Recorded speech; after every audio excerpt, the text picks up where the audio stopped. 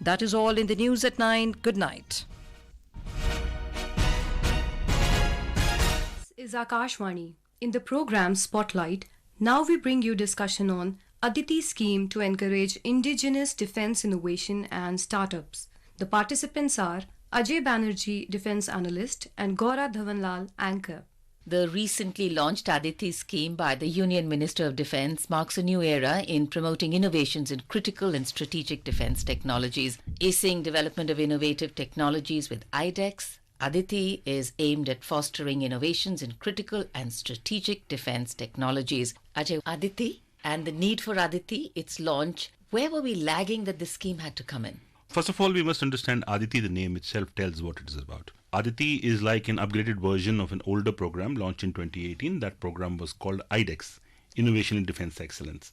Aditi, the name itself has IDEX in it, and Aditi is like a next version of that. Now, IDEX was launched to look at technologies, as you asked, what was the need of these? To look at technologies which are deep tech, which are not available in India, and which had to be imported. Now, some of these critical technologies, when we import them, they also come with a kind of tag or with the original IP holder. So we cannot modify them, we cannot use them beyond a certain point. We have to use them as per the designated usage listed in the agreement of the contract. We can't change it. Now comes the critical point, why Aditi? Now the Defense Ministry has made it very clear that they're looking at 30 deep tech strategic technologies. Now out of these 30, 5 are for the Indian Army, and I think 4 are for the Navy, 5 of the Air Force, and 4 for the Defense Space Agency. Now, when I say Defense Space Agency, your listeners will understand that the Defense Space Agency, we already have 2 satellites up in the air, one for the Navy, one for the Air Force and the Army, and we are sending up one more for the Army. And our entire operations, the military operations, is now based on satellite navigation technologies. Our maritime surveillance planes, which patrol the Straits of Malacca on the east and the Gulf of Aden on the west, where the Houthis and the pirates are at the moment creating havoc. So it's all based on satellite technologies. Our ships talk by satellite back to the base. There are planes which talk to the satellite and back, sending back images to the base. Now, all this so far needs technology. Aditi looks at 30 technologies, which will be deep tech. Each researcher can come up with a project. The Defense Ministry has laid down, this is what we want. If you can make it, we will give you 25 crore rupees as R&D. Now, 25 crores to listeners may sound a very little sum for R&D because R&D takes billions of dollars. But it is a small beginning, but a good beginning, because 25 crores itself is a big sum in Indian context. If somebody comes up with a technology, he gets 25 crores, and the Defense Ministry, if it agrees to the proposal, will buy that. And that will result into contracts worth crores. Why I say buy that? In the original IDEX, there are 300 contracts already signed with the developers. IDEX, I repeat for our listeners, is the first phase of Aditi. Aditi is upping IDEX. Aditi looks at specific 30 technologies. This is the need for Aditi. When you talk of deep tech, just elucidate a little on deep tech as distinct from any technological advance. Deep tech, first of all, let me first tell you that the IDEX look at. IDEX had the following parameters, that we will look at artificial intelligence, augmented reality, virtual reality, autonomous solutions. Autonomous solutions are very important in today's world. Today we have autonomous little spying boats, we have autonomous drones. We are also looking at an autonomous fighter jet. I mean, India, HAL is already making that. That's called another program, but they are using autonomous. Stealth domain awareness. Our ships, our planes, fighter jets have to have a stealth awareness. Stealth is a kind of a structure. से अहम बात वजीर आजम के जरिए भारत की अव्वलीन ज़ेर-ए-आब metro service का इफ्तिताह करना थी. उन्होंने कोलकाता मेट्रो के मशरकी मगरिबी कॉरिडोर के हावड़ा मैदान स्प्लांडे section. Somebody hack them. Can somebody with a superior technology do that? So you need encryption. Navigation, everybody has a Google Maps in their phone. Everybody from an average car user to a scooter user to railways, airlines, military, everybody needs navigation. This was the broad framework for technology. Aditi takes it a step further. That's it. For example, if we have to have a quantum technology, quantum is rapid quantum keys. They change, they are not static. Quantum is a technology, quantum is not static. So the quantum, when you have to communicate in quantum from here to 100 kilometer different place, and to multiple places with the same communication, that needs a specific technology that can ride the existing radio waves. As we all know, that spectrum, there is a defense spectrum which is used by defense only, a certain megahertz which is used only by defense. Right. But it will ride on that. Just an example. How will a satellite, low Earth satellite, there are satellites which are low Earth orbit, there are high Earth satellites, low Earth satellites, 400, 500 kilometers, 800 kilometers up. How will they communicate 24/7 to ground stations?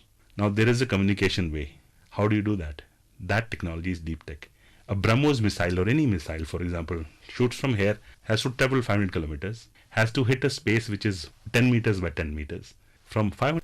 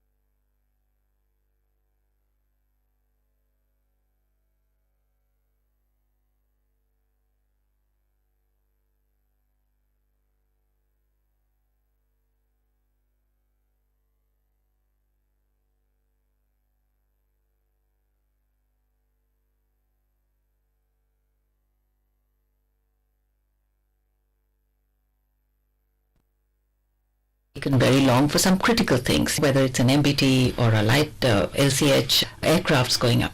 Now, when we are looking at gestation period, how is Aditi going to help in ensuring that the time lag from design to delivery and to actually using it is going to be helped? Your question is multi-layered. I'll first answer the DRDO question. See, you give the example of light combat aircraft. We took around 30 years to make it. It's not like reinventing the wheel. These are technologies which you don't know anything about. Only 5 nations make a fighter aircraft, and nobody tells you anything about it. The sanctions imposed us in 1998 after the nuclear testing. So we lost around 15 years in that till Barack Obama came in and lifted those sanctions in 2012 or 2013. By sanctions, I mean our DRDO scientists could not even interact with the American industry. So this development is not with help, but despite not being helped. Despite not being helped. Exactly, you hit the nail. So it takes time. These are called technologies which nobody's yet mastered. Like a jet aircraft engine. Only 4 countries make it. And nobody's going to tell you how to make it. Let it be clear. Nobody. They keep the IP to themselves closely in their safes, and you are only buying the engine. That's it. So what about all these conversations about transfer of technology, and nation helping nation? Well, at the moment, there is a transfer technology talk with the Americans called the GE 414 engine. The GE General Electric is one of the biggest engine makers in the world, and they have promised to give 80% of a certain type of technology for the engine. But the core technology is the crystal blade, which is the vital that the engine doesn't heat up is the crystal blade. Most likely will not be given because that is not part of the contract. So that's the way things function. You will get to make the engines, but slowly in the next 15, 20, 30 years, probably you will master the technology key. This is the way the crystal blade is made. We have tried to make a crystal blade, but how do you ramp up the power of the engine to say 110 kilonewtons or 90 kilonewtons? We are stuck at around 75. That step up from 75 to 90 to 100 is the big step up. That is what is called deep tech. This is deep tech. Now, how are those Aditi's, Bridget? Aditi is a private sector thing. The innovation goes to outside. These are smart young people who've done their IITs, worked abroad, and they know what is to be done. And they work in tech companies, big tech companies, and they know how the world functions. Now, government is relying on these people rather than leaning on them. You make it, you do it, your innovation, we buy it from you. That is the way the world functions. Boeing does research only when the US DoD says do it. We want this, start work. So when we talk now of the Indian ingenuity at work, Ingenious, and Jugaad is of course famous, but I think Jugaad has an ad hocism to it. There is deeper intelligence working at it. As you said, we have education on our side, we have bright young minds. In terms of how do you see India playing a regional role in this area? As I told you, the exports are around 16,000 crores at the moment. Some friendly country were looking at us. We are supplying some smaller warships called OPVs, offshore patrol vessels.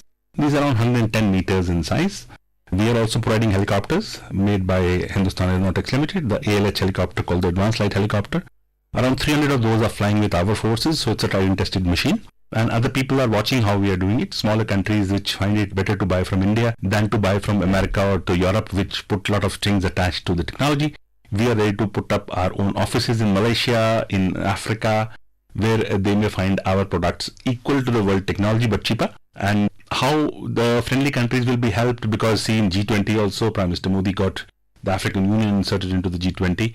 Not that it will result into a commercial deal for us, but they at least now know that India stands on the side. Now when we talk to say Ghana, we talk to Ethiopia or to other places, they're interested in our products, because when they come here, see the products I have seen at the various forums, they are interested in handheld weapons, they are interested in tanks, they are interested in vehicles. One of the Indian private companies sold 300 vehicles to an African country, military vehicles, private armored vehicle, some Indian companies sold to an African country. How will this help further? One, firstly, I see this as a progression into the next 30 years when we become better at technology. We will become a manufacturing hub at the level of, say, manufacturing for a country like Japan in the next 30 years totally. But to make our own stuff, we have to do our own R&D. Aditi is part of that. The R&D part is Aditi, so small level. The big tech development is anyway done by DRDO. Small level, we need say, gallium nitride is a product we used to import 100%. IDEX, the first version of Aditi, allowed gallium nitride to be made. Gallium nitride was made in India, project accepted, contract signed. Gallium nitride is used in all microchips used in computers, laptops, defense equipment. Gallium nitride. So you have achieved something, little thing. Now you talk to Europe, they already know how gallium nitride is made.